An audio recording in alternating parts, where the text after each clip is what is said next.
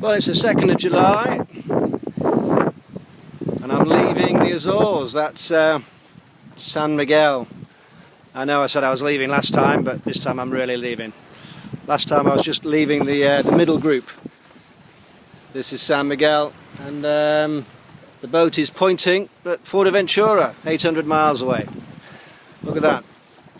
The wind is behind me, doing 6 knots.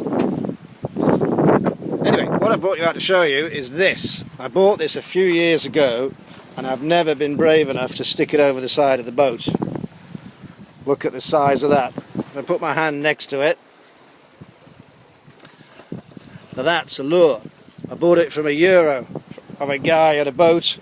He'd finished sailing and he was selling all this stuff. He's got a wire trace of about 2 meters, and then what I've done is I've wired it up to this piece of rope here, and I'm going to chuck it out the back of the boat, tied off on that winch. Let's see what we catch. Not too sure what we're going to do if I do catch something, but I've always wanted to try it. So here we go. I'll let you know if I catch anything. So I'm quite excited about that. Speak to you later. Oh yeah, day 1. Bye now.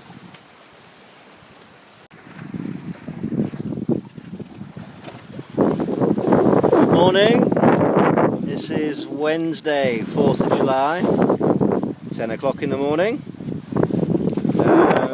We set off on Monday afternoon. It's been more or less like this ever since. Sort of this much wind and a little bit more or a little bit less, but the boat's been gently sailing forwards like this for the past 2.5 days.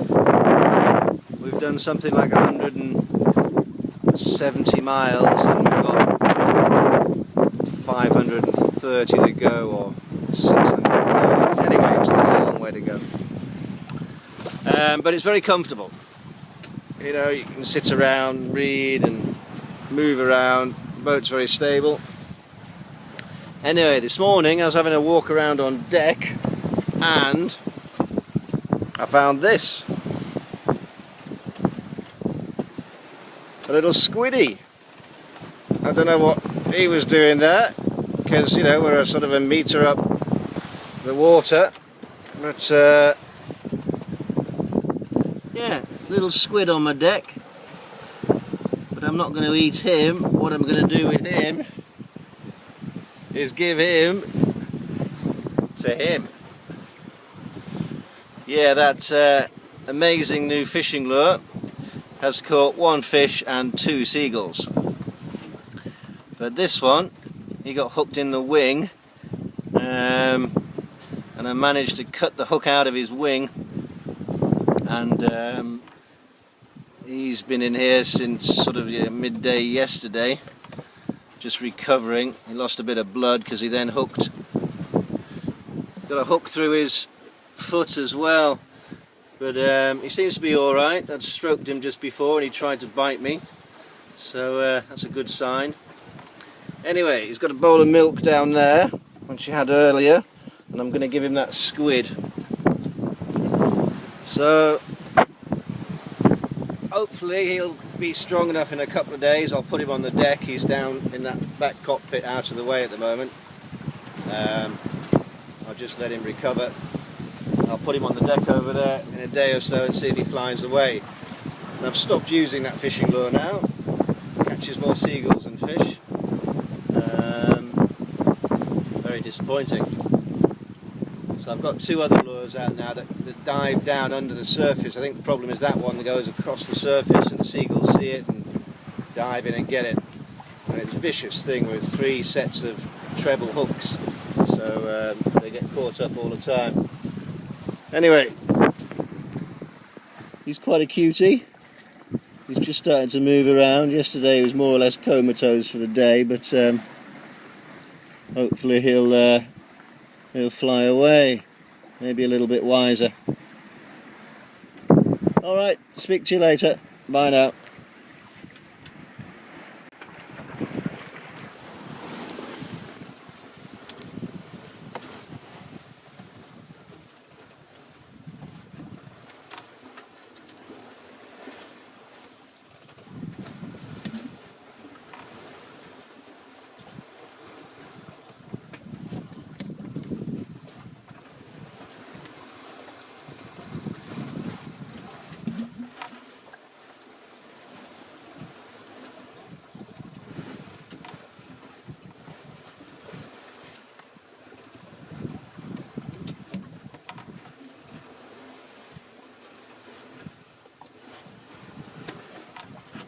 Seems to have perked him up a bit. He's definitely interested in it.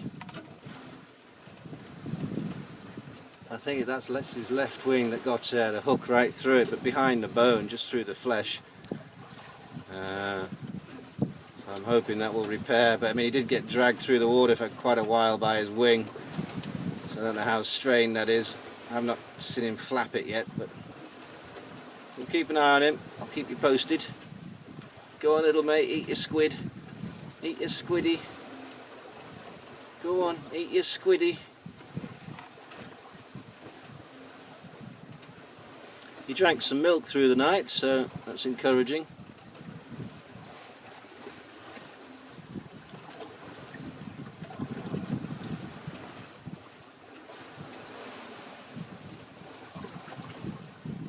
Well, we'll leave him to it. Maybe he's a bit camera shy.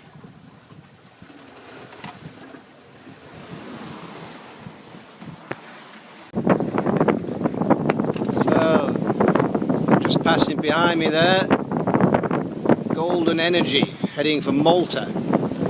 He's doing 11 knots, and he just changed course to have avoided a collision with me. We would have been within 0.1 or 0.2 of a mile. So even out here in the middle of nowhere, two boats can be on a collision course. A bit worrying, but my AIS system picked him up when he was 14 miles away, even before he was on the horizon, and I've been tracking him since then. He's heading to Malta.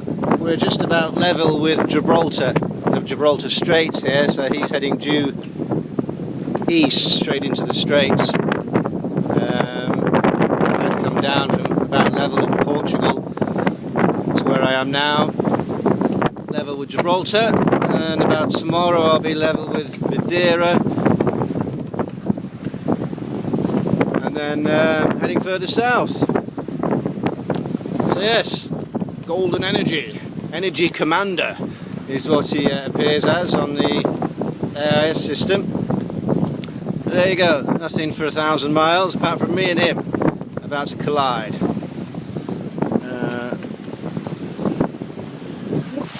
Always a bit worrying. That's why we have these electronic systems on board. That's what keeps me getting up every 40 minutes to have a look around. Actually we're both going at the same direction, so he's taken nearly an hour to draw on me. But he's doing 11 knots towards me. I was doing 5 knots towards him. That's 15 miles in an hour. And my horizon at night, with the lights on, is something like 9 or 10 miles. So within an hour we could run into each other, and I would never have seen him. You know, if I look on 1 hour, go to bed, and get up an hour later, we would have collided within 40 minutes. So that's the danger. Keeps me getting out of bed. So, as soon as I have a quick look around, I dive back to my pillow. So, okay, bye now.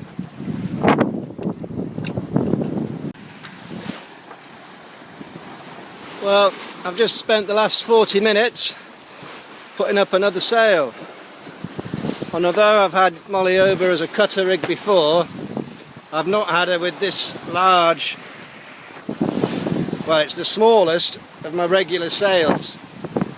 The one behind there is the number 2, and the front one is my number 5. So I've got these 2 head sails on, and what I've done, which I thought was quite clever, is my anchor winch, which packed up. You see where that piece of wood is bolted to the bow there? That's where my anchor winch used to be. And I can get to the front here.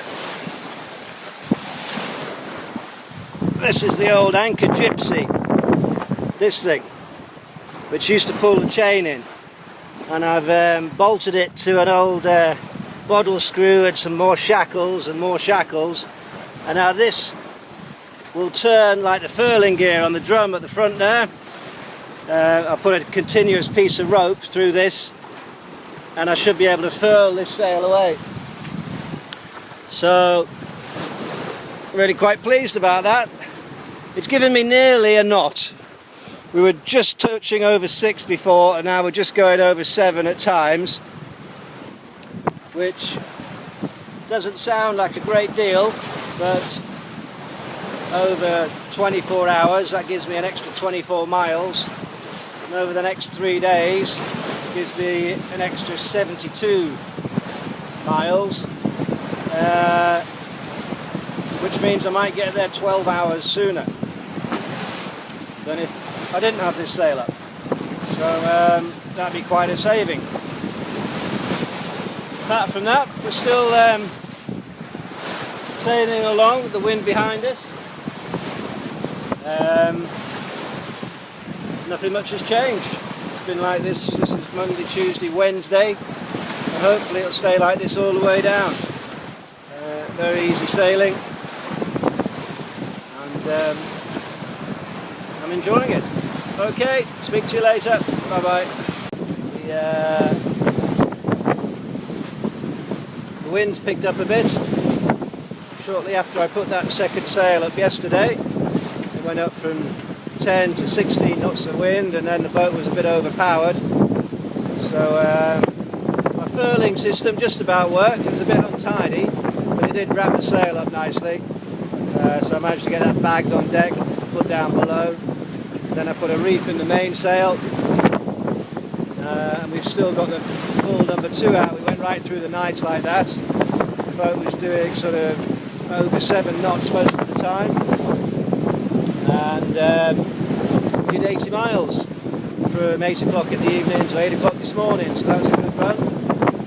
Would make for 160 miles in a 24-hour day if we can keep up those speeds, but like I say, it's got a bit lumpy now, so slow this down a bit. I just put the Seagull on deck. He hopped off and flew away, so hopefully he'll be okay. He's had sort of 3 days of rest and 2 bowls of milk, so he flapped his wings and flew, so probably just a bit bruised. Lucky for him. So that was it really. As you can see behind me, the cockpit's a bit wet. We're getting quite a bit of spray over the deck, so I'm spending quite a lot of time down below reading a book on my Kindle about a Roman lawyer called Circo. In the days just before Caesar was elected, and a great general called Pompey. It's all very interesting. But whilst there's so much water flying over the deck here, I just spend quite a bit of the time down below. No point getting wet, and there's not really anything to see out here. We passed by another cargo ship in the middle of the night last night. About 1.5 miles, the AIS picked that up and sent off an alarm when it was 4 miles out, so just watch that go by the bow. Apart from that, just sleeping and eating and reading. Watching the odd DVD in the middle of the day when the sunlight's out, as my batteries are only just lasting through the night. And in the auto-hell, the laptop all night long, but they are lasting, so that's okay. But yeah, we're halfway there, so I'll speak to you again a bit later. Cheers.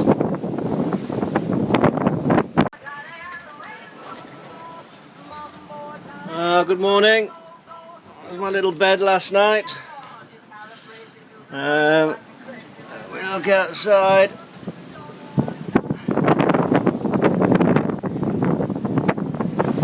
It's all a bit grey and lumpy out here.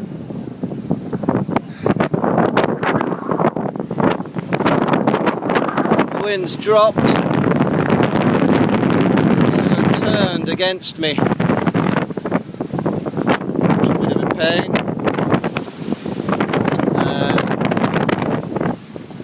Take you inside, show you what I mean.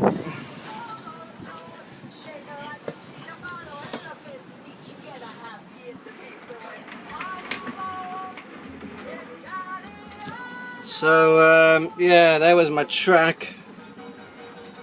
The straight red line is the one I wanted to be on. If I zoom right out, there's the Canaries down there. Halfway, Madeira, that's where I am at the moment, and up here is San Miguel where I started. And I've been more or less following that line very nicely for the last 4 days. But at sort of 7 o'clock this morning, look at that, the wind bent on me. It's now gone south of east, which means I'm pointing at Tenerife. Rather than Fuerteventura, way off. Look at that. She's maybe bending, starting to bend a bit back again, and I'm wondering if what has happened is Madeira has got in the way between me and the wind. See, the wind was coming sort of in this direction, and then I think it's hit Madeira here, and now it's sort of swung, it's been bent around Madeira, I think. Well, that's what I'm hoping anyway, because it's pushing me right off. On the upside, we did another 80 miles last night. So that's good. We were over 6.5 knots, averaging 6.66. A lot of sixes there. For the last 36 hours actually. Did 160 miles, 24 hours, another 80 miles last night. So I've still got wind. I'm still doing 6.5, 7 knots.